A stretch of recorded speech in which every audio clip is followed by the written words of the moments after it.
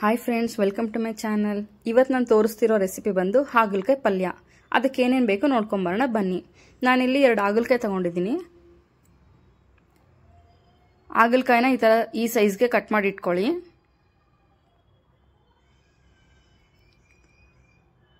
ನಂತರ 1 ಟೊಮೆಟೊ, 1 ಈರುಳ್ಳಿ. ಈಗ ಈರುಳ್ಳಿ ಮತ್ತು ಟೊಮೆಟೊನ ಸಣ್ಣಗೆ ಹೆಚ್ಚಿಟ್ಕೊಂಡಿದ್ದೀನಿ ನಾನು.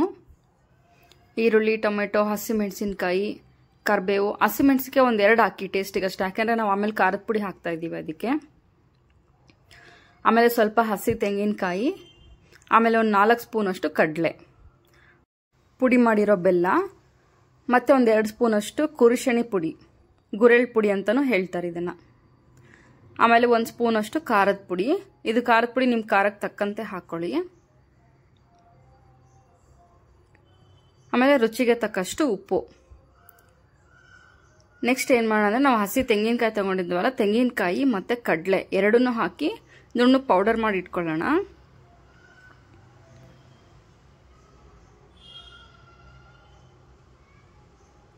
ನೋಡಿ, ಈ ಸೈಜ್ ಆದರೆ ಸಾಕು ಈ ಅಳತೆಗೆ.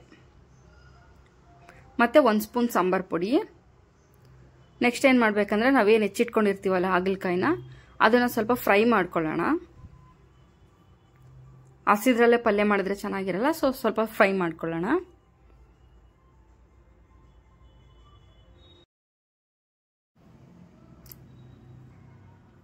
ನೆಕ್ಸ್ಟ್ ಏನು ಮಾಡೋಣ ಅಂದರೆ, ಒಂದು ಬಾಣಲಿಗೆ 2-3 ಸ್ಪೂನಷ್ಟು ಎಣ್ಣೆ ಹಾಕಿ, 1 ಚಮಚ ಸಾಸಿವೆ, 1 ಚಮಚ ಜೀರಿಗೆ,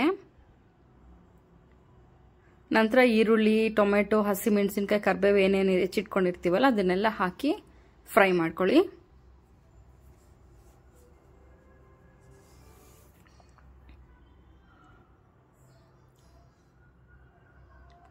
ನೋಡಿ, ಇವಾಗ ಇದೆಲ್ಲ ಫ್ರೈ ಆಗಿದ್ದಾದ್ಮೇಲೆ ನಾವು ಇದನ್ನು ಫ್ರೈ ಮಾಡ್ಕೊಂಡಿರ್ತೀವಲ್ಲ ಹಾಗಲಕಾಯಿ, ಅದನ್ನು ಅದಕ್ಕೆ ಹಾಕಿ, ಟೊಮೊಟೊ ಮತ್ತು ಆನಿಯನ್ ಏನು ಫ್ರೈ ಆಗಿರುತ್ತಲ್ಲ ಅದಕ್ಕೇನೆ ಹಾಕಿ ನೀಟಾಗಿ ಮಿಕ್ಸ್ ಮಾಡಿ.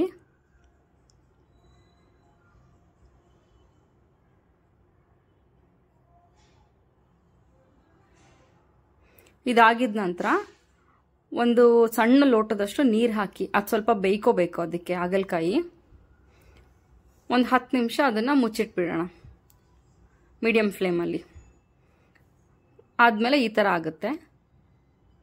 ಅದಕ್ಕೆ ರುಚಿಗೆ ತಕ್ಕಷ್ಟು ಉಪ್ಪು ಹಾಕೋಣ. ಆಮೇಲೆ 1 ಸ್ಪೂನಷ್ಟು ಖಾರದ ಪುಡಿ, ನಿಮ್ಮ ಖಾರಕ್ಕೆ ತಕ್ಕಂತೆ ಹಾಕಿ. 1 ಸ್ಪೂನಷ್ಟು ಸಾಂಬಾರ್ ಪೌಡರ್. ಆಮೇಲೆ ನಾವೇನು ಅದು ಬೆಲ್ಲ ಜಜ್ಜಿ ಇಟ್ಕೊಂಡಿರ್ತೀವಲ್ಲ ಆ ಬೆಲ್ಲ ಹಾಕ್ಕೊಳ್ಳೋಣ. ಉಂಡೆ ಬೆಲ್ಲ ಬೇಡ, ಸ್ವಲ್ಪ ಪೌಡರ್ ಮಾಡಿ ಇಟ್ಕೊಳ್ಳಿ, ಕ್ರಷ್ ಮಾಡಿ. ಅದನ್ನು ಮಿಕ್ಸ್ ಮಾಡ್ಕೊಳ್ಳೋಣ. ಬೆಲ್ಲ ಜಾಸ್ತಿ ಹಾಕಿದ್ರೆ ಇದು ಕಹಿ ಇರಲ್ಲ ಪಲ್ಯ. ಬೆಲ್ಲ ಎಷ್ಟು ಜಾಸ್ತಿ ಹಾಕ್ತಿರೋ ಅಷ್ಟು ಟೇಸ್ಟಿಯಾಗಿರುತ್ತೆ. ಬೆಲ್ಲ ಕಡಿಮೆ ಆದರೆ ಕಹಿ ಬರುತ್ತೆ ಪಲ್ಯ. ಅದಕ್ಕೆ ನಾನಿಲ್ಲಿ ಬೆಲ್ಲ ಜಾಸ್ತಿ ಹಾಕ್ತಾ ಇದ್ದೀನಿ. ಅದೆಲ್ಲ ಆಗಿದ್ದಾದ್ಮೇಲೆ ನಾನೇನು ಗುರೆಳ್ ಪುಡಿ, ಕುರುಶಣಿ ಪುಡಿ ತೊಗೊಂಡಿರ್ತೀನಲ್ಲ ಅದನ್ನು ಲಾಸ್ಟಲ್ಲಿ ಹಾಕೋಣಂತೆ. ಅದು ಹಾಕಿದ ನಂತರ ನಾವೇನು ಕಡಲೆ ಮತ್ತು ಹಸಿ ತೆಂಗಿನಕಾಯಿ ಪೌಡರ್ ಮಾಡಿ ಇಟ್ಕೊಂಡಿರ್ತೀವಲ್ಲ ಇದನ್ನು ಹಾಕೋಣ. ಇದನ್ನು ಹಾಕೋ ಉದ್ದೇಶ ಏನಂದರೆ, ಪಲ್ಯ ಸ್ವಲ್ಪ ಗಟ್ಟಿ ಬರುತ್ತೆ, ಚೆನ್ನಾಗಿ ಹತ್ಕೊಳ್ಳುತ್ತೆ ಅದಕ್ಕೆ. ಇಲ್ಲಾಂದರೆ ನೀರು ಥರ ಇರುತ್ತೆ, ಅದಕ್ಕೆ ಇದನ್ನು ಹಾಕಿ ಚೆನ್ನಾಗಿ ಮಿಕ್ಸ್ ಮಾಡ್ಕೊಳ್ಳೋಣ. ಈಗ ನಮಗೆ ಹಾಗಲಕಾಯಿ ಪಲ್ಯ ರೆಡಿ ಟು ಈಟ್. ಚಪಾತಿಗೆ ಬೆಸ್ಟ್ ಕಾಂಬಿನೇಷನ್ ಇದು. ಡಯಾಬಿಟಿಸ್ ಪೇಷಂಟ್ಸ್ಗೂ ತುಂಬ ಒಳ್ಳೆಯದಿದು. Thank you.